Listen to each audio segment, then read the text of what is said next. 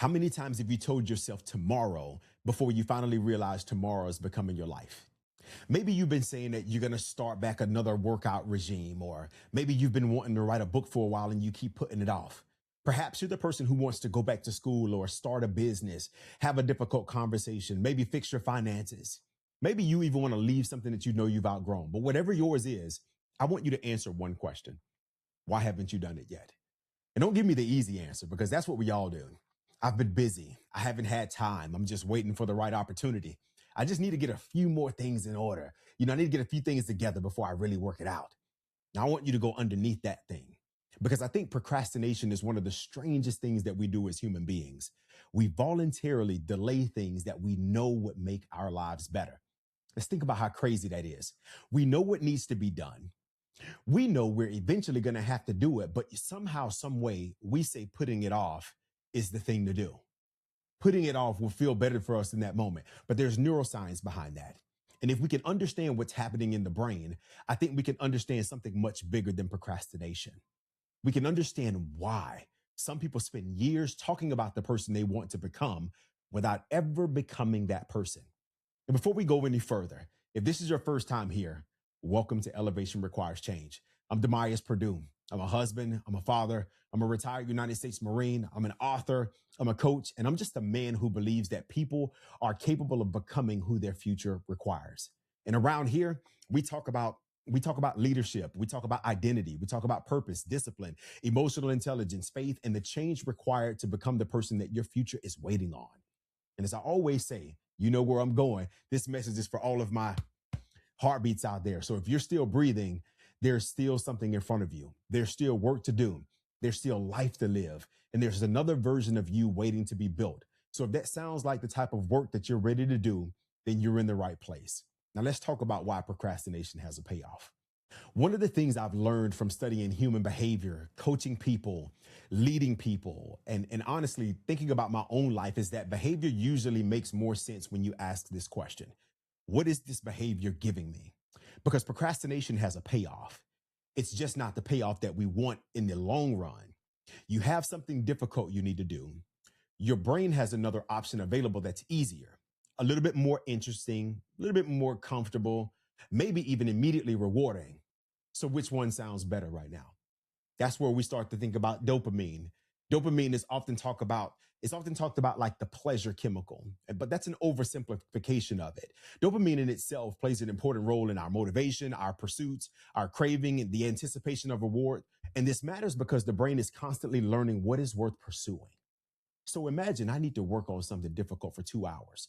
That requires concentration, that requires uncertainty, and maybe I'm not particularly good at it yet. And sitting right next to me is my cell phone. I can struggle with this project, or I can pick this thing up.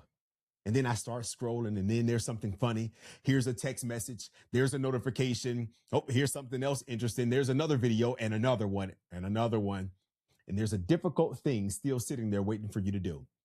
But I don't have to feel the discomfort of doing it right now. And that relief matters, because every time I choose the easier reward instead of the difficult pursuit, I'm practicing a choice. I'm teaching myself something. When this becomes uncomfortable, leave. That's bigger than productivity. That's your identity starting to come in.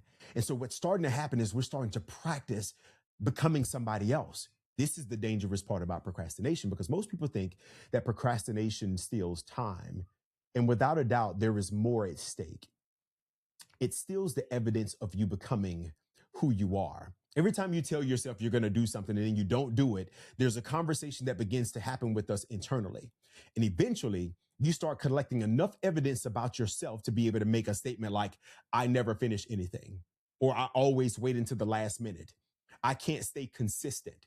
You know what? I'm a natural procrastinator. And now the thing that you've repeatedly done has become someone you believe you are. And that's why I talk so much about identity, because your habits are not the thing that produce your outcomes. Your habits, as I always say, they produce results.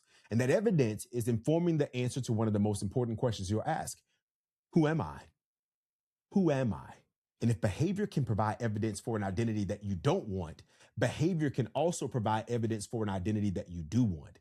And this means every time you want to do the difficult thing, when you'd rather avoid it, You're doing more than completing a task. You are the person right now who's making a vote for the person that you're trying to become. One of the greatest traps I've watched leaders make is believing that motivation is something that can help them get through it. I'll do it when I feel motivated. But what happens when you don't? Andrew Huberman discussed dopamine in many of his talks in relation to motivation and procrastination, including the fluctuations in dopamine and how it influences our willingness to pursue goals and put out effort. And one of the ideas I appreciate from his work is the importance of learning to associate reward with effort itself rather than constantly requiring some type of external reward to make the effort worthwhile. Because if I have to feel good before I do difficult things, I'm gonna spend a lot of my time waiting because I know I don't just necessarily want to jump and do difficult things. There are mornings where I don't want to go and train. There are days where I don't want to write. There are responsibilities that I really don't particularly enjoy. But and there have been plenty of times throughout my life that I don't feel motivated to do something, but I've learned something in the Marine Corps that has followed me everywhere else that I've gone.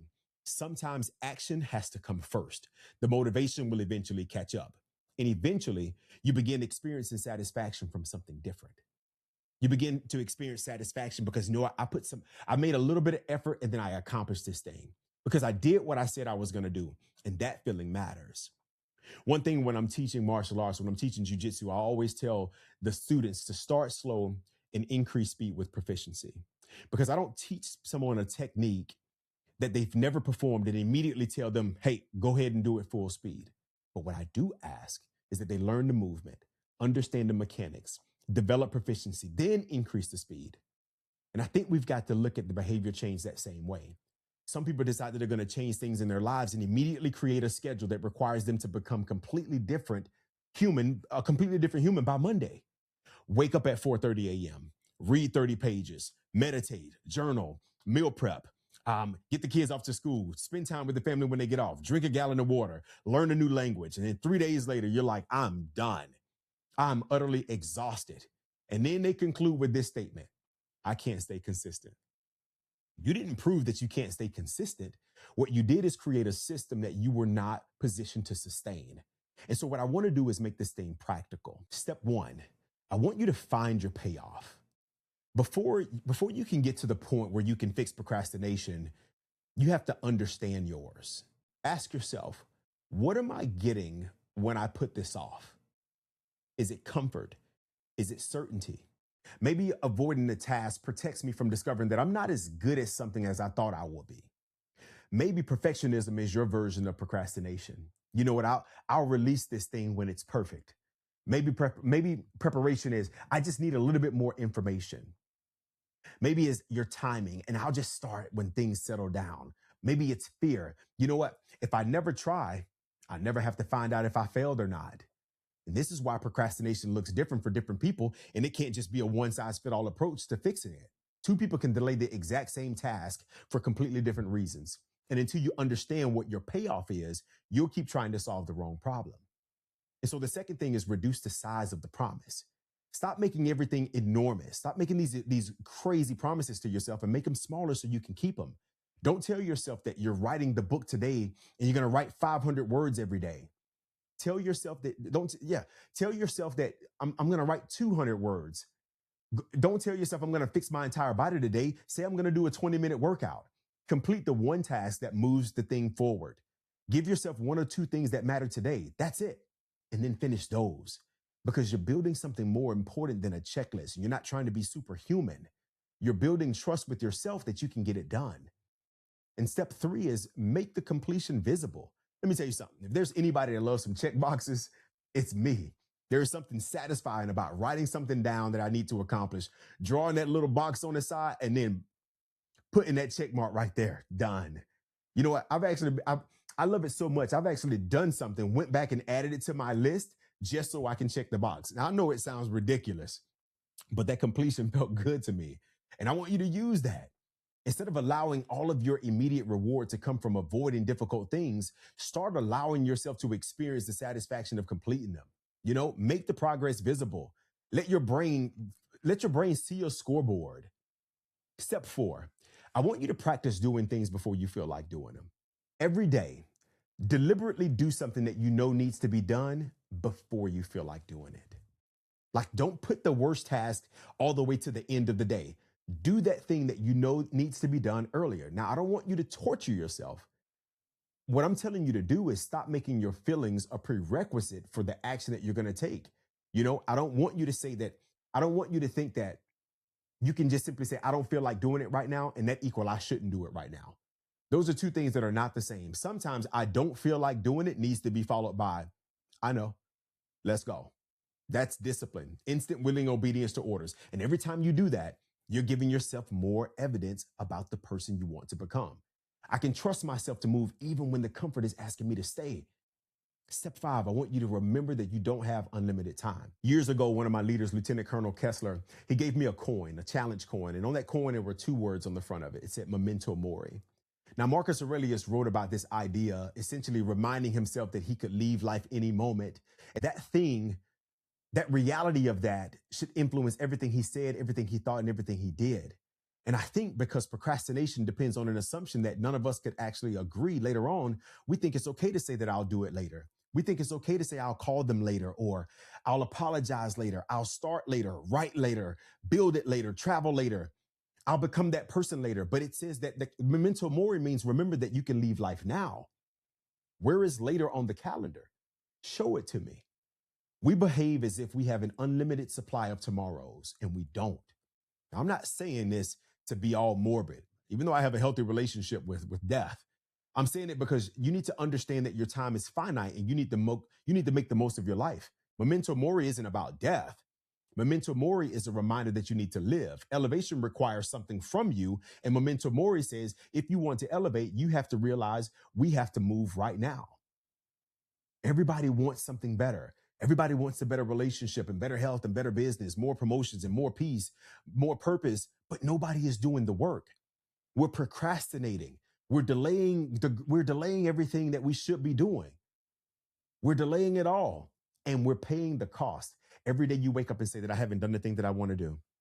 This is why you go to bed and you go to bed like not feeling satisfied. And this is why you wake up feeling like you need to do something else. And so sometimes I need us to start thinking about who we really want to become. That's why overcoming procrastination isn't simply about getting more things done. I don't want you to walk around obsessed with productivity. I want you to become somebody who can trust themselves to do the work. Somebody who wakes up knowing that when they say that something matters, their behavior will eventually start to match it. Somebody who understands that discomfort isn't automatically a stop sign. Somebody who can choose a future reward over immediate relief. I need you to become the person who goes to bed with knowing that I moved the needle today. Maybe I didn't finish everything. No, and I didn't transform my entire life, but I moved that needle. And tomorrow, I'm going to move it again. This is how identity changes. Not through one enormous decision, through enough evidence that eventually you can no longer deny who you've become. So here's what I want you to do when this video ends.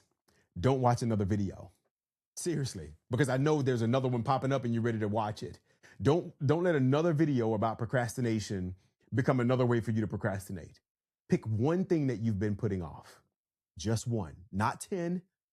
One thing, write it down, and then put a box next to it. And before the day is over, do something that allows you to check that box, because your future doesn't need another promise from you. It needs evidence. And maybe the first piece of evidence is what you do next. This is elevation, and elevation requires change. I'll see you on the next one. Let's go.